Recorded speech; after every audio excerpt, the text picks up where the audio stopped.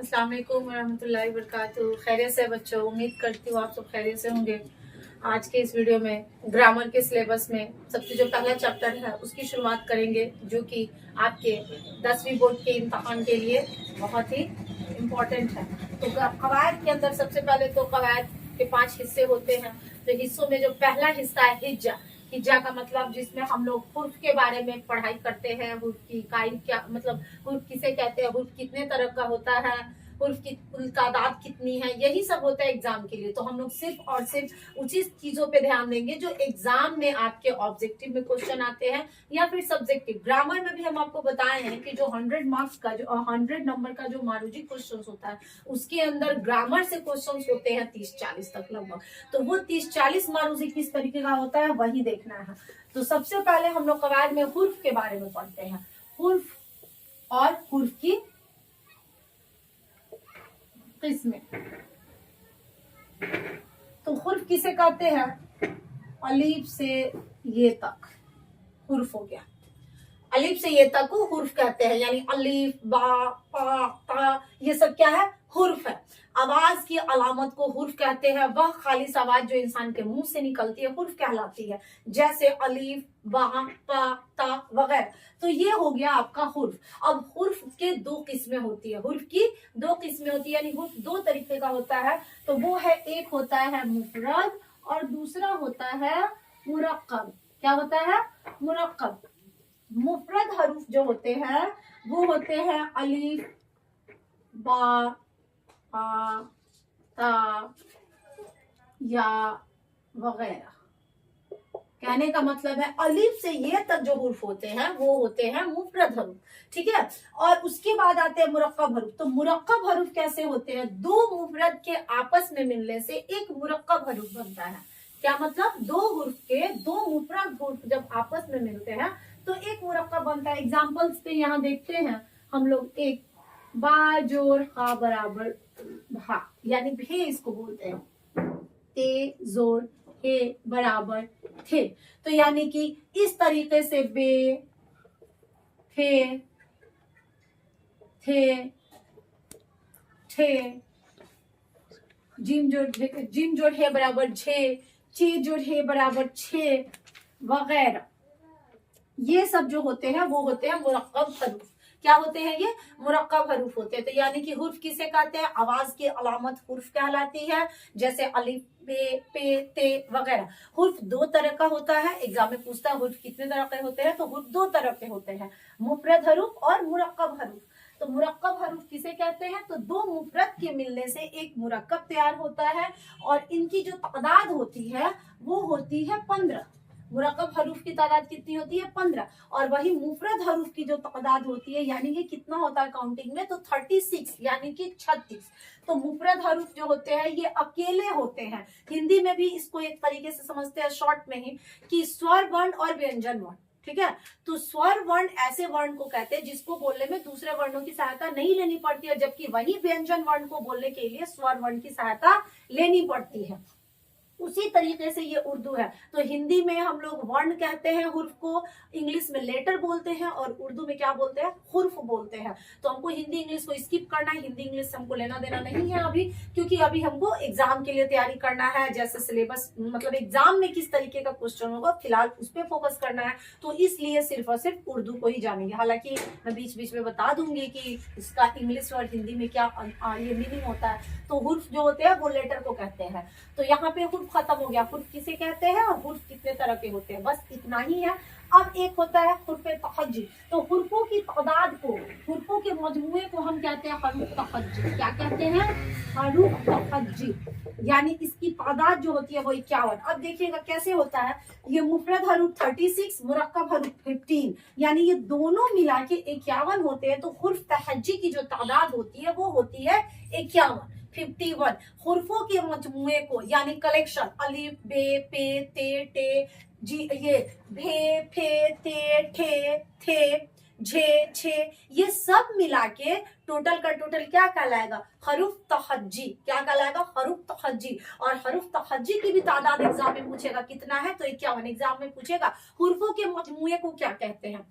मुरक्कब हरूफ, मुफरद हरूफ, इनमें से दोनों, या हरूफ तहज्जी। तो हम हरूफ तहज्जी को हम क्या करेंगे, OMR पे साइन करेंगे। फिर ऐसे भी पूछ सकता है हरूफ तहज्जी की तादाद कितनी होती है, 10, 12, 14, 51। तो हरूफ तहज्जी की तादाद 51 होती है, 51। अच्छा, फिर क्वेश्चन पूछ देगा कि जेल में बे कौन सा हुर्फ है, हुर्फ तहज्जी या मुफरद हरूफ या मुरक्कब हरूफ। तो बे क्या है, मुफरद हरूफ है। ठीक है, मुरक्कब हरूफ कहेगा कि दो मुफरद मिलके, दो मुफरद हरूफ के मिलने से कौन सा हरूफ बनता है, तो मुरक्कब हरूफ बनता है।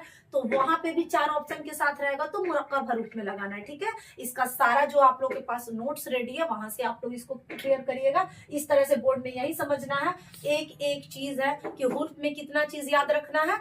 तो हुर्फों के मजमुए को क्या कहते हैं, हुर्फ तहज्जी। हुर्फ दो तरह के होते हैं, मुफरद हरूफ और मुरक्कब हरूफ। इतना ही एग्जाम में। उसके अलावा एक चीज होता है कि अरबी में हुर्फ होते हैं, अरबी का भी हुर्फ होता है, फारसी में भी हुर्फ होता है, यानी कि हर लिटरेचर का अपना अपना एक हुर्फ होता है। जैसे हिंदी में क ख ग घ, इंग्लिश में ABCD, उर्दू में अलिफ बे पे है, उसी तरह अरबी में होता है अलिफ बे जीम दाल हे। इस तरीके से करके हुर्फ, अरबी का हुर्फ तहज्जी अलग होता है, उसकी तादाद 28 होती है, अबजद हम उसे कहते हैं। तो अरबी में कभी कभी क्या होता है कि अरबी का कोई कोई नाम उर्दू में भी ला दिया गया है, उर्दू में पढ़ना है उसको। जैसे कि आप देखते होंगे राइटर के नेम में मुजीबुर रहमान, सुहेल अजीम आबादी का बचपन का नाम है, यानी कि असल नाम है मुजीबुर रहमान। अब यहाँ देखिएगा आप कि यहाँ पे मुजीबुर रहमान लिखे तो मुजीब अल रहमान करके लिखे। कहने का मतलब है कि हम डायरेक्ट बे के बाद रे को प्रोनाउंस किए। अलिफ और लाम तो लिखा है, लेकिन ये अलिफ लाम क्या है, साइलेंट है, इसकी आवाज नहीं आ रही है। तो शमसी हुरूफ और कमरी हरूफ, शमसी हुर्फ और कमरी हुर्फ जो होता है, इसको भी ग्रामर में पढ़ना होता है। तो शमसी हुर्फ का क्या कंडीशन है कि शमसी हुर्फ ऐसे हुर्फ को कहते हैं जिसमें लाम का तलफ्फुज नहीं होता है। लाम तो लिखा रहेगा, यानी अलिफ लाम एक साथ लिखा रहता है और वहां लाम का तलफ्फुज नहीं होता है, जबकि वही कमरी हरूफ के अंदर अलिफ लाम लिखा रहेगा और उसमें लाम का तलफ्फुज होता है। एग्जांपल्स के तौर पर अभी बताया आपको मुजीबुर रहमान, तो मुजीब और रहमान, यहाँ लाम का तलफ्फुज नहीं हुआ है। जैसे अगर हम एक आपको एग्जांपल दे दें, यहाँ देखिएगा अलिफ लाम लिखा है और कमर, अल कमर, तो यहाँ पे लाम का तलफ्फुज हम करेंगे। एग्जाम्पल में आप लोग देखिए तौबतुन नसू, तो तौबा लिख के अल नसू लिखा रहता है, तो उसको हम तौबतुन नसू कहते हैं। ठीक है, चलिए तो शमसी हुर्फ और कमरी हुर्फ के बारे में जानते हैं, हुर्फ में ही पढ़ना है। तो शमसी हुर्फ और कमरी हुर्फ का मतलब हुआ कि उर्दू में पढ़ने में कोई कोई हुर्फ ऐसा भी है या फिर कोई कोई अल्फाज लफ्ज ऐसे भी है जो अरबी के तरह लिखे होते हैं, अरबी के तरफ लिखे होते हैं। जैसे आप देखिएगा लिखा है रब्बुल इज्जत, क्या लिखा है, रब्बुल इज्जत, मुजीबुर रहमान, ठीक है, शमसुन निशा, ठीक है, शमसुन निशा। अब यहाँ देखिएगा ये सब अरबी का नाम है, अल अल अल सब जगह लिखा है। तो ये अलिफ लाम है, तो कहीं कहीं पे देखिएगा कि लाम का तलफ्फुज होगा और कहीं पे लाम का तलफ्फुज नहीं होगा। जैसे यहाँ देखिएगा रब्बुल इज्जत, हम यहाँ क्या बोल रहे हैं, रब्बुल इज्जत, यानी कि यहाँ पे लाम का तलफ्फुज हुआ है, बे के बाद लाम की आवाज निकल रही है, रब्बुल इज्जत। मुजीबुर रहमान, बे के बाद लाम का प्रोनाउंस नहीं हुआ है, डायरेक्ट रे बोल रहे हैं, मुजीबुर रहमान। शमसुन निसा, शीन के बाद डायरेक्ट नून का तलफ्फुज हो रहा है, लाम का प्रोनाउंस नहीं हो रहा है। तो यहाँ पे हम कुछ नाम लिखे हैं, सब में अल अल करके लगाया, कभी कभी अर भी लिखा रहता है। तो यहाँ पे लाम का शमसी हुर्फ और कमरी हुर्फ में वही जानना होता है कि शमसी हरूफ ऐसे हुर्फ होते हैं जिसमें लाम का तलफ्फुज नहीं होता है, शमसी हुर्फ में लाम का तलफ्फुज नहीं होता है, जबकि वही कमरी हरूफ में लाम का तलफ्फुज होता है। अब आप कैसे जानिएगा, तो लाम के बाद वाले हुर्फ को देखना होता है। तो देखिएगा यहाँ लाम के बाद जो हुर्फ है ऐन है, तो यहाँ देखिएगा कि ऐन किस हुर्फ के अंदर है, कमरी हुर्फ के अंदर है। तो कमरी हरूफ में ही तलफ्फुज होता है लाम का। तो यहाँ देखिए हमने पढ़ा ना कि रब्बुल इज्जत, यहाँ लाम का तलफ्फुज हुआ, तो यहाँ पे देखिएगा कमरी हरूफ के अंदर ही आपका ऐन है, ठीक है। तो हम लोग कैसे पहचानेंगे कि भाई कौन से हुर्फ के अंदर हमको लाम की आवाज लेनी है और कौन से हुर्फ में नहीं लेनी है, तो उसके लिए हुर्फ याद करना पड़ता है, ठीक है। तो हुर्फ को याद करना जरूरी है, और अगर नहीं याद हुआ तो एग्जाम के लिए इतना जरूर याद रखना है कि शमसी हरूफ में लाम का तलफ्फुज नहीं होता है और कमरी हरूफ में लाम का तलफ्फुज होता है। अब कभी कभी बच्चे क्या करते हैं कि समझ ही नहीं आएगा, अब जैसे रब्बुल इज्जत, बच्चा समझ ही नहीं पाएगा कि यहाँ लाम पढ़े कि नहीं पढ़े, पढ़े कि नहीं पढ़े, तो इसके लिए यहाँ कंफ्यूजन पूरा का पूरा दूर है कि शमसी हुर्फ ये सारे होते हैं ते से दाल जाल रा जा सीन शीन साद ज़ा तो जो नून लाम, ये सारे शमसी हरूफ है, यहाँ तलफ्फुज नहीं होगा। यहाँ देखिएगा मुजीबुर रहमान, तो लाम के बाद रे है, तो देखिए तो रे कहाँ है, शमसी हरूफ में है रे, इसका मतलब यहाँ तलफ्फुज इसीलिए नहीं हुआ है क्योंकि रे आ गया, तो रे जो है वो शमसी हरूफ है। फिर यहाँ देखिए शमसुन निसा, तो सीन के बाद डायरेक्ट नून, तो देखिए नून भी शमसी हुर्फ के अंदर है, तो इसीलिए नून का तलफ्फुज यहाँ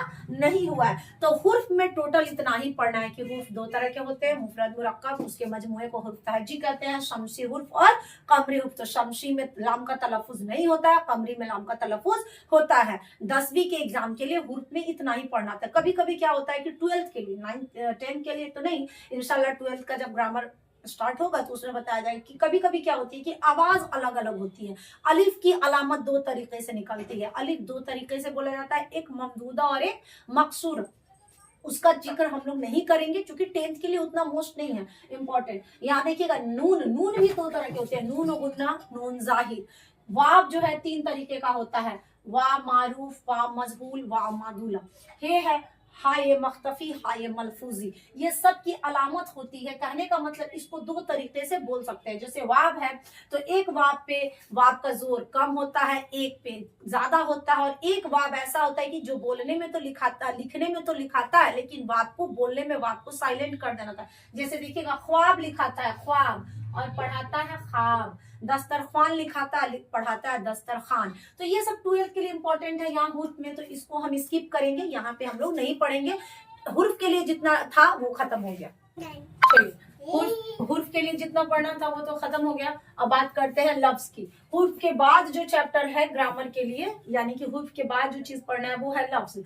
तो लफ्ज हम किसे कहते हैं, वर्ड्स, इंग्लिश में कहते हैं वर्ड्स, हिंदी में कहते हैं उसको शब्द। तो हम लोग अब लफ्ज के बारे में पढ़ेंगे। तो लफ्ज किसे कहते हैं, हुर्फों के मजमूए को लफ्ज कहते हैं, हुर्फों के मजमूए को लफ्ज कहते हैं। या दो से ज्यादा हुर्फों के आपस में मिलने से एक लफ्ज बनता है। दो से ज्यादा हुर्फों के आपस में मिलने से क्या बनता है, एक लफ्ज बनता है। दो इसका डेफिनेशन है, एक हुर्फों के मजमूए को लफ्ज कहते हैं, या दो से ज्यादा हुर्फों के आपस में मिलने से एक लफ्ज बनता है। यहाँ देखिएगा एग्जाम्पल में रा जोर बा बराबर रब, ठीक है, तो ये एक लफ्ज बन गया। जैसे यहाँ पे देखिए काफ जोर लाम जोर मीम बराबर कलम, ठीक है। इस तरह से अलिफ जोड़ दाल जोड़ बे बराबर अदब, ठीक है। तो इस तरीके से ये क्या बन गया, लफ्ज बन गया, ठीक है। जैसे कि यहाँ देखिएगा रा जोड़ वाब जोड़ टा जोड़ या बराबर रोटी, ठीक है। तो ये सारे क्या बन रहा है, हुर्फ, सॉरी लफ्ज। तो 1 2 3 4 हुर्फ मिला है, रे बाप टे, ये इतना मिला के एक क्या बन गया, लफ्ज, रोटी। तो इस तरीके से लफ्ज जो बनता है वो हुर्फों के मजमूए से बनता है, दो या दो से ज्यादा हुर्फ के मिलने से। तो यहाँ 2 हुर्फ था, जबकि वही यहाँ पे 3 है, यहाँ पे 3 हुर्फ है, जबकि यहाँ नीचे 4 हुर्फ है। तो हुर्फों के मिलने से एक लफ्ज बन जाता है। अब लफ्ज भी 2 तरह के होते हैं। लफ्ज कितने तरह के होते हैं, 2 तरह के होते हैं। यहाँ देखते हैं हम लफ्ज। एक लफ्ज जो होता है मौजू, लफ्ज को क्या कहते हैं, मौजू कहते हैं, जबकि वही दूसरे को कहते हैं महमल। क्या कहते हैं, महमल। लफ्ज जो होते हैं 2 तरीके के होते हैं, मौजू और महमल। मौजू का मतलब होता है बा माने लफ्ज, बा माने लफ्ज को हम कहते हैं मौजू, जबकि वही महमल को हम बे माने लफ्ज को कहते हैं। यहाँ देखिए बे माने लफ्ज को हम महमल कहते हैं। अब इसको कैसे समझेंगे, बा माने का मतलब हुआ मीनिंगफुल, बा माने का मतलब क्या हुआ, मीनिंगफुल, जबकि वही बे माने का मतलब हुआ मीनिंगलेस, जिसका कोई अर्थ नहीं हुआ, ठीक है। तो बा माने लफ्ज को हम लफ्ज मौजू कहते हैं। इसका एक और नाम है हुआ कलमा, कलमा। जैसे कि दुनिया में जितने भी लफ्ज हैं जिसका अर्थ हो रहा है, जिसका कोई मतलब आ रहा है समझ, उसको हम लोग कलमा कहते हैं। ठीक है, कलमा कैसे कहते हैं कि कोई भी नाम अर्थ, अब जैसे कि यहाँ देखिएगा लिखते हैं हम आसमान, जबकि वही लिखते हैं यहाँ आसमान। पढ़ना, यहाँ लिख देंगे पढ़ना। पढ़ना बढ़ना, यहाँ लिख दिए पानी और यहाँ लिख दिए वानी। यहाँ ध्यान दीजिए, तो मौजू जो है, लफ्ज मौजू और लफ्ज महमल, लफ्ज कितने तरह के होते हैं? दो तरीके का, एक होता है मौजू, दूसरा होता है महमल। मौजू का ही दूसरा नाम कलमा है। तो बा माने लफ्ज को हम कहते हैं मौजू और बे माने लफ्ज को हम कहते हैं महमल। अब बा माने लफ्ज जिसका कोई माने हो और बे माने जिसका, लोग नहीं कहता क्या कर रहे हो, अरे पढ़ाई वढ़ाई कर रहे हैं, तो पढ़ाई वढ़ाई कर रहा हूं, तो पढ़ाई तो लफ्ज हुआ, बढ़ाई क्या है? बढ़ाई तो कोई लफ्ज नहीं हुआ। फिर कहता है अरे चलो क्या खाए, रोटी वोटी खाओगे, तो रोटी तो एक लफ्ज हुआ, जबकि वही रोटी आपका कोई लफ्ज नहीं हुआ। तो यानी पानी वानी पी लिया, खाना वाना खा लिया, ऐसे जेन्युइन आप सब जगह यही सुनने को मिलता है कि लोग एक बा माने लफ्ज के साथ बे माने लफ्जों का भी इस्तेमाल करते हैं डेली रूटीन में। तो वो जो है बे माने लफ्जों को ही हम क्या कहते हैं? बे माने लफ्ज को हम कहते हैं महमल। क्या कहते हैं? महमल। और बा माने को मौजू कहते हैं। तो लफ्ज में आपको इतना ही पढ़ना। एक चीज और होता है, जो 4 नंबर वो ऑब्जेक्टिव में क्वेश्चन आएगा कि बा माने लफ्ज को क्या कहते हैं, तो वहां ऑप्शन में आपको कलमा लिखा रहेगा। क्या लिखा रहेगा? कलमा, महमल, इस्म, हुर्फ। बे माने बा माने लफ्ज को क्या कहते हैं? तो कलमा कहते हैं, कि इस्म कहते हैं, कि फेल कहते हैं, कि हुर्फ कहते हैं। वहां मौजू नहीं लिखा रहता है। मौजू कब पढ़ना होता है? जब लफ्ज की किस्में पढ़ते हैं हम लोग। लफ्ज कितने तरह के होते हैं? तो 2 तरीके का होता है, मौजू और महमल। तो वहां हम लोग बा माने को मौजू कहते हैं। लेकिन इस तरह जेन्युइन जब हमको आगे पढ़ना होगा तो वहां हम लोग कलमा ही कहते हैं। बा माने लफ्ज को क्या कहते हैं? कलमा। कलमा ही कहेंगे। तो जब आपका ऑप्शन रहेगा, मान के चलिए पूछेगा कि पानी कौन सा लफ्ज है, मौजू है कि महमल है कि कलमा है, या फिर पूछेगा कि आप ये बता दीजिए कि बा माने लफ्ज को क्या कहते हैं, तो रहेगा आपका कि फेल है, कि इसमें है, कि कलमा है। वहां मौजू नहीं लिखा रहेगा, कलमा लिखा रहेगा, तो आपको कलमा में टिक लगाना है। फिर उसके बाद से पानी, पानी कौन सा लफ्ज है, मौजू है कि महमल है, तो वहां पूछेगा कलमा की महमल, तो कलमा है। और मौजू भी अगर पूछ दिया इन केस, तो वो कब पूछेगा? जब लफ्ज के बारे में पूछेगा तब। तो लफ्ज 2 तरह का होता है। एग्जाम के लिए इतना ही लफ्ज पढ़ना है, आगे नहीं पढ़ना है। अब लफ्ज के बाद जो शुरू होता है वो आपका होता है एग्जाम के लिए जुमला। क्या होता है? जुमला। जिस तरह से हुर्फों को मिलाकर लफ्ज बनते हैं, उसी तरह से कई लफ्जों को मिलाकर एक जुमला बनता है। कई लफ्जों को मिलाकर क्या बनता है? एक जुमला बनता है। तो अब हम लोग थोड़ा सा जुमला में भी देखेंगे इसी शॉर्ट में, कि यहाँ लफ्ज के बाद अब बात आती है जुमले की। ठीक है, तो यहाँ जुमला किसे कहते हैं? तो कलमों के, कई कलमों के मजमुए को। और कैसा कलमा? बा माने। बा माने का ही मतलब होता है कलमा। तो कहता है कलमों के मजमुए को जुमला कहते हैं। कलमे का मजमुआ का मतलब क्या हुआ? 3-4 कलमा एक साथ मिल गया। जैसे आपको हम बता दें, यह एक घर है, कौआ काला है। यहाँ ध्यान दीजिए, 1 2 3 4, 4 जुमलों को मिला के एक 4 लफ्जों को मिला के एक क्या बनता है? यहाँ जुमला बनता है। यहाँ 1 2 3 इस तरीके से मिला के तो ये आपका बन जाता है एक जुमला। ठीक है, तो यानी कि कलमों को मिला के या फिर लफ्जों के मिलने से एक जुमला तैयार होता है, या कलमों को मिलाकर, कई कलमों को मिलाकर एक जुमला बना। कलमा इसलिए कह रहे हैं क्योंकि लफ्ज तो बा माने भी हो सकता है और बे माने भी हो सकता है। तो इसलिए लफ्ज नहीं कहते हैं डेफिनेशन में, हम लोग कलमा कहते हैं या बा माने लफ्ज कहते हैं। क्या कहते हैं? बा माने लफ्ज। तो यहाँ देखिएगा, तो इसको कहें हम लोग जुमला। अब जुमला में जो पढ़ने वाला चीज है ये आप लोग देखिए। तो सबसे पहले एक बार और से रिवीजन की, जुमला किसे कहते हैं? तो कलमों को, कई कलमों को मिलाकर एक जुमला बनता है, या बा माने लफ्जों के मजमुए को हम जुमला कहते हैं। अब कहता है जुमला के टुकड़े होते हैं। जुमला के क्या होते हैं? जुमला के टुकड़े होते हैं 2। इसको याद रखना है, ये एग्जाम के लिए इंपॉर्टेंट होता है। जुमला के टुकड़े 2 हैं। जुमला के टुकड़े 2 हैं। एक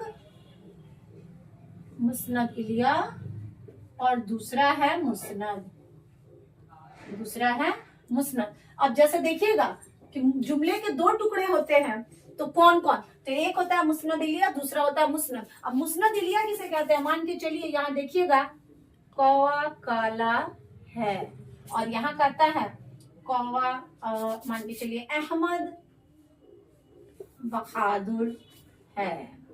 तो ये आपका हो गया, तो ये एक जुमला। तो यहाँ देखिए कि मुस्नद इलिया किसे कहते हैं, तो कौवा काला है जुमले के अंदर जिसके बारे में बात की जाए, जुमले के अंदर जिसके बारे में बात की जाए उसे हम मुस्नद इलिया कहते हैं। जैसे यहाँ एक जुमला है कौवा काला है, जुमला क्या है, कौवा काला है, तो जुमला में किसके बारे में बात किया जा रहा है, कौवा के बारे में, तो यहाँ मुस्नद इलिया क्या हो जाएगा, कौवा हो जाएगा। अब कहता है मुस्नद इलिया के बारे में जो बात की जाए, मुस्नद इलिया के बारे में जो बात की जाए उसे हम कहते हैं मुस्नद। यहाँ कौवा जो हो गया ये आपका हो गया मुस्नद इलिया, ठीक है।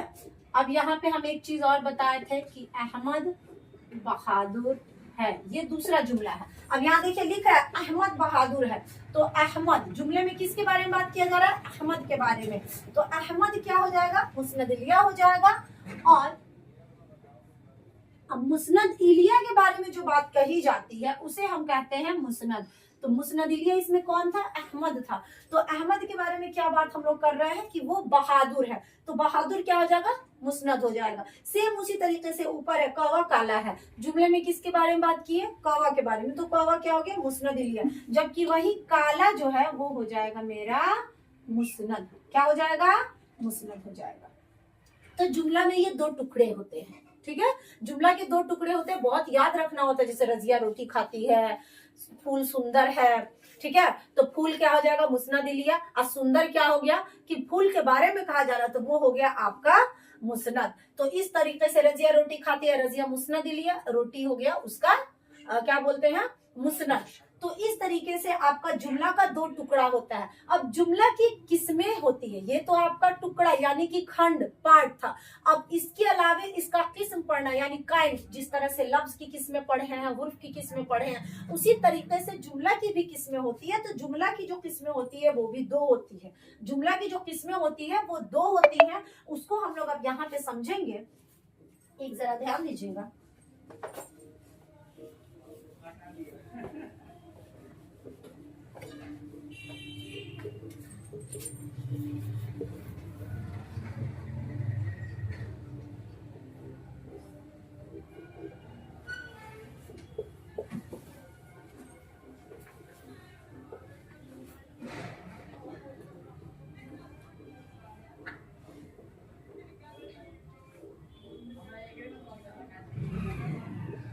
जुमला की दो किस्में होती है, जिस तरह टुकड़े दो होते हैं उस तरह किस्में भी दो होती है, जुमला खबरिया, जुमला इंशाइया। जुमला खबरिया का डिफिनेशन ये होता है कि एक ऐसा जुमला जिसमें उस जुमले से झूठ और सच का एहतमाल का पता ही नहीं चलता है, यानी कि उसमें शक ही मतलब कंफर्म नहीं होगा कि वो जो जुमला है वो सच है या झूठ है। जबकि जुमला इंशाइया में ऐसा नहीं होता है, जुमला इंशाइया में झूठ और सच का एहतमाल होता है, यानी कि इसमें जो होता है, सॉरी, जुमला खबरिया में झूठ और सच का एहतमाल होता है, जबकि जुमला इंशाइया में झूठ सच का एहतमाल नहीं होता है। इसका सेंस कहना ये चाह रहा है कि एक ऐसा जुमला जिससे पता चलता ही नहीं है कि वो जुमला सच है कि झूठ है, मे बी वो सच भी हो सकता है, मे बी वो झूठ भी हो सकता है। जैसे हम आपसे कह सकते हैं अहमद को बुखार है, रजिया 3 रोटी खाती है, ठीक है। यहाँ देखिएगा जुमला खबरिया में इस तरह के जुमले आ सकते हैं, अहमद को बुखार है, ये जुमला खबरिया में हो सकता है।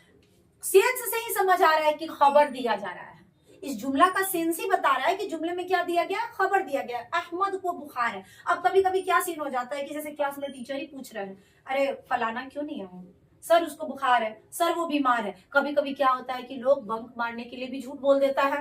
तो ये सीन जो होता है, ये खबरिया जो होता है, खबर दिया जा रहा है, झूठ और सच दोनों हो सकता है। तो इस तरीके के जुमले को हम जुमला की किस्मों में जुमला खबरिया में रखते हैं, क्योंकि इसमें झूठ और सच का एहतमाल हो जाता है। आता है। तो अहमद को बुखार है, ये सच भी हो सकता है ये बात, और झूठ भी हो सकता है। रजिया 3 रोटी खाती है, हो सकता है रजिया 1 ही रोटी खाई हो सकता है रजिया 4 रोटी खाई हो। तो इस तरह के जुमले जो होते हैं जुमला खबरिया होते हैं। अब जुमला के दूसरे किस्मों की बात पे हम चलते हैं, तो जुमला इंशाइया। जुमला इंशाइया, खुदा तुम्हें कामयाब करे, खुदा तुम्हें कामयाब करे। तो ये जुमला जो है इसमें झूठ और सच का पता चल रहा है, इसमें झूठ सच का पता नहीं चल रहा है, इसलिए नहीं क्योंकि ये झूठ सच नहीं, हम सामने वाले को किसी को दुआ दे रहे हैं, खुदा तुम्हें कामयाब करे। तो इसमें झूठ सच का कोई बात नहीं है।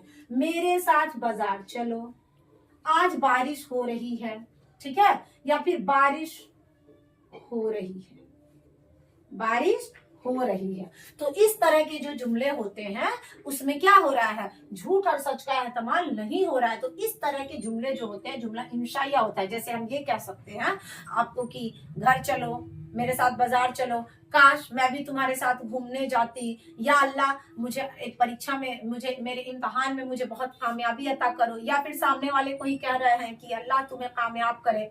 ठीक है, कभी कभी क्या होता है, देखता है लोग कि शराब भी देता है कोई किसी को, अच्छा अल्लाह का मार पड़ेगा, बहुत ज्यादा आगराया है, अल्लाह दिखा देंगे। तो ये इस तरह के सारे जुमले जो होते हैं वो क्या होते हैं, जुमला खबरिया नहीं, जुमला इंशाइया होते हैं। ठीक है, क्या होते हैं, जुमला इंशाइया होते हैं, क्योंकि इसमें झूठ और सच का पता नहीं चलता है। तो इस तरीके से जुमला की 2 किस्में होती है, खबरिया और इंशाइया। इसका भी टुकड़ा होता है, खबरिया का भी टुकड़ा होता है, इंशाइया का भी टुकड़ा होता है। खबरिया में दो तरीका का होता है, एक होता है जुमला इस्मिया और एक होता है जुमला खबरिया। तो जुमला इस्मिया के अंदर जो काम करता है फाइल, वो एक टुकड़ा, जुमला के जो 2 टुकड़े होते हैं मुस्नद इलिया और मुस्नद, तो जुमला इस्मिया में क्या होता है कि दोनों टुकड़ा जो होता है वो दोनों टुकड़ा इस्म होता है, अहमद बहादुर है। इस तरह के जुमले को हम जुमला खबरिया में तो रख रहे हैं, लेकिन उसको इस्मिया भी कहते हैं। अब कहता है जैसे रजिया पढ़ रही है, तो ये जुमला खबरिया है, खबर दिया जा रहा है रजिया पढ़ रही है, लेकिन ये जुमला फेलिया हो जाता है। खबरिया के अंदर उस तरह के जुमले को हम फेलिया कहते हैं। तो ज्यादा वहां सेंस नहीं ले जाना, आपको 2 ही चीज याद रखना है। और कभी कभी क्या होता है कि क्वेश्चन में पूछ देता है तुम कहाँ जा रहे हो, किस तरह का जुमला है, तुम कहाँ जा रहे हो किस तरह का जुमला है। तो ये जो अब देखिए, तुम कहाँ जा रहे हो, तो इसमें तो झूठ सच है नहीं, तो ये किस किस्म में आ रहा है, जुमला इंशाइया में। अब जुमला इंशाइया का भी किस्म में कौन सा किस्म है, तुम कहाँ जा रहे हो, सेंस लगाइए, क्वेश्चन पूछ रहा है, जुमला सवालिया। ठीक है, अल्लाह तुम्हें कामयाब करे, किस तरह का जुमला है, जुमला दुआइया। काश मैं भी तुम्हारे साथ घूमने चलती, जुमला तमन्नाई। ठीक है, धदाइल बड़ा बुताजी को गाँव में आप अक्सर सुने होंगे, अच्छा ये बहुत धदाया है, भूत आ जाएगा बहुत जल्दी, गांव का ही लैंग्वेज होता है।